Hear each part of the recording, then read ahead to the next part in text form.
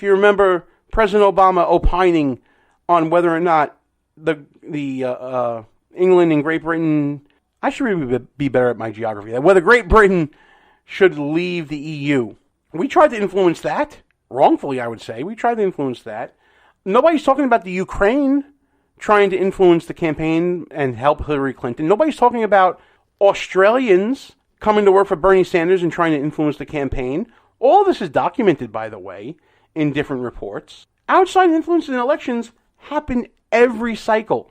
It just so happens they're making a hubbub about this one because this one defied the odds, defied results, defied conventional wisdom.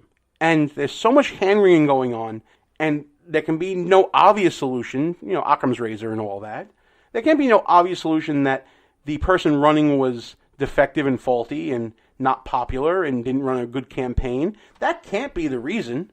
The reason must be someone didn't play fair in our own country and got help from all these outside influences and was able to massively pull off the crime of the millennium.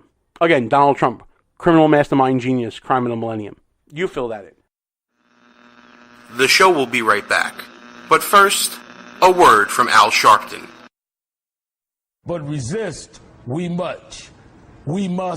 They're all jitty about a shutdown. The tortoise in the race, then co-author of Hubris. U2 lead singer Bono, Fran Drescher, Sigourney Weaver, suspect Jahar Tsarnaev, Rush Limbaugh. Rush Limbaugh. The show Rush Lombard hosts Supreme Court Justice Sonia Sotomayor. Is Mike Muckery yesterday, Antonin Scalia, Kim Kardashian, and the Republican candidates, both Cairo and Benghazi. We rank behind Lavita. First stop, Kazakhstan to college students in Beijing. He's getting lunch at Chipotle in Iowa. Bain is appropriate. The GOP's tax day giveaway to millionaires. Why was traffic problems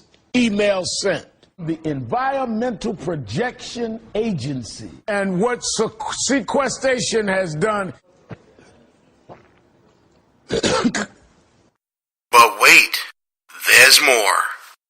We all know I've had my share of prompter issues. And here's the president meeting with a cola cube. Republicans, Grinches, launching fistful of coal. Copies of the new issue of Charlie Hebdo. He also goes by the name Michael Zihabiba. 26-year-old Nina. Phone. Ray Romano. Honor David Letterman. He died of accidental asphyxia. Al-Qaeda in Yemen. The start of school has been postponed several times. Massive manhood is underway. Who spoke at a white supremacist convention. You look at the hand you're dealt with, there are not 60 Republicans after a historic.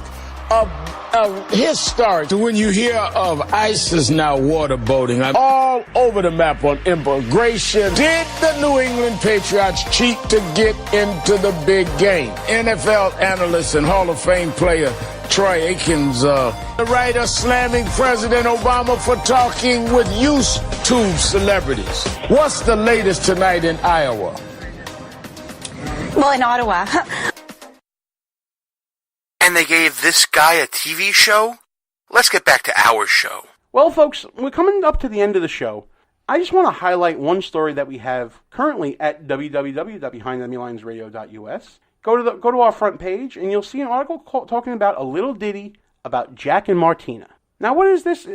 While it's clearly a John Cougar Mellencamp reference, it's a love story, folks. It's a love story around some political intrigue, and go back to our first discussion of immigration.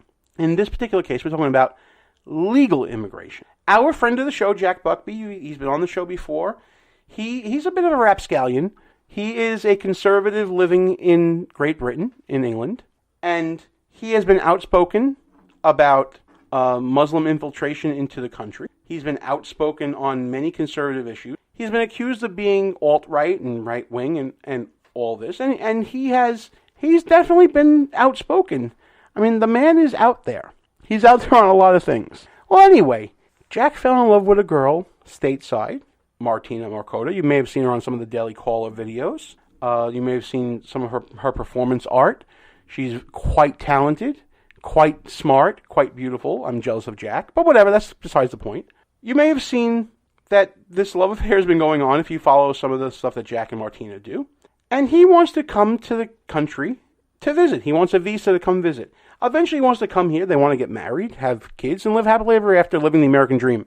But that's not happening right now because for some reason Jack's visa applications are being held up for over 2 years now in some sort of administrative processing. Now, folks, we've been living in an age with a caravan invading our southern border and illegal immigration run rampant in attempts at illegal immigration. I think the Washington Times says 3,000 border arrests in the past month, something like that. I may be misquoting it, but check out the Washington Times for a reference to that.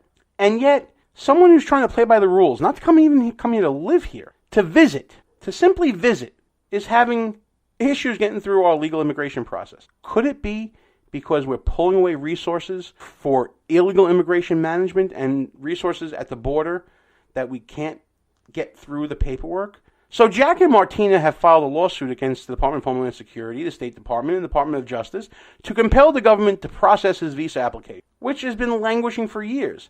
Obviously, we fully support him in this effort.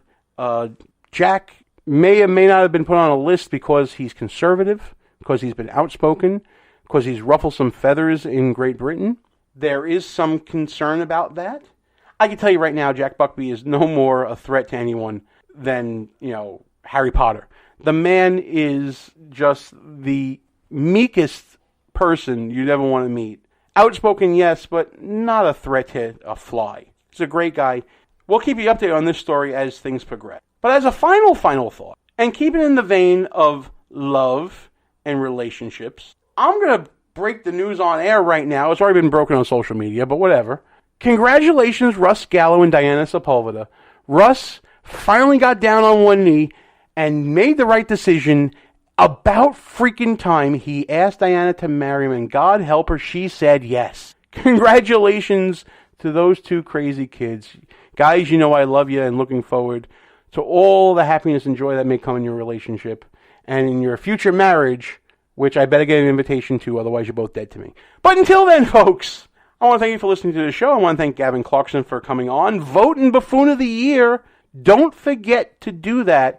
Very important. Round 2 starts right after this show.